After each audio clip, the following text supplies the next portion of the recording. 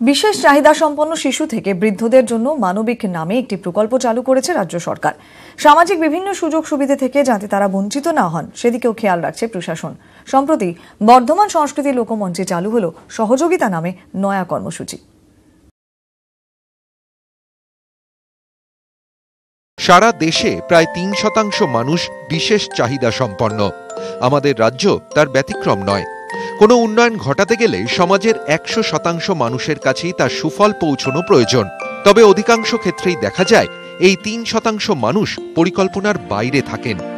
বিশেষভাবে চাহিদা সম্পন্নদের কি কি অধিকার আছে, কি কি ধরনের সুযোগ আছে তা জানেনই না তারা। তাই বিশেষভাবে চাহিদা সম্পন্নদের সেই সব অধিকার দিতে উদ্যোগী রাজ্য সরকার। সম্প্রতি বর্ধমান সংস্কৃতি লোকমঞ্চে চালু হল সহযোগিতা নামে নয়া কর্মসূচি।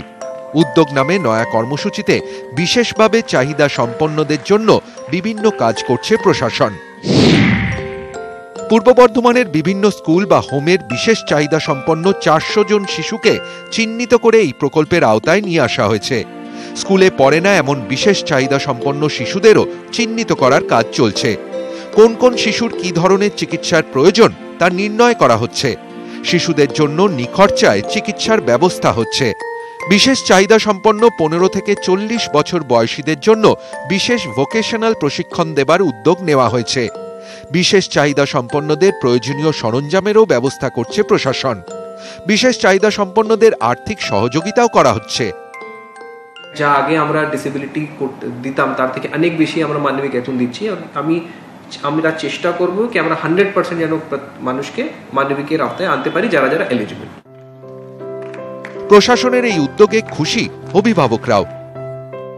যেসব CWSN বাচ্চাদের যেন আলাদা সমাজে যেন না ঠেলে দেয়, এদেরকে যেন মূল স্রোতে ফিরিয়ে নিয়ে আসা যায়। যারা জানতো না এই প্রোগ্রাম সম্বন্ধে বা এই মানবিক বা আদার্স যে এসব এদের ফেসিলিটি আছে, এই ফেসিলিটিগুলো এরা জানতে পেরেছে। তথাকথিত স্বাভাবিক না হওয়া বিশেষ চাহিদা সম্পন্নদের অনেক সময় অপমানিত হতে হয়, বিভিন্ন সুবিধা থেকে বঞ্চিত হতে হয়। সেই সব সমস্যার সমাধান করতেই রাজ্যের এই মানবিক উদ্যোগ। পূর্ব বর্ধমান থেকে ক্যামেরায় সন্দীপ পালের সঙ্গে শরদিন্দু ঘোষ, নিউজ 18 বাংলা।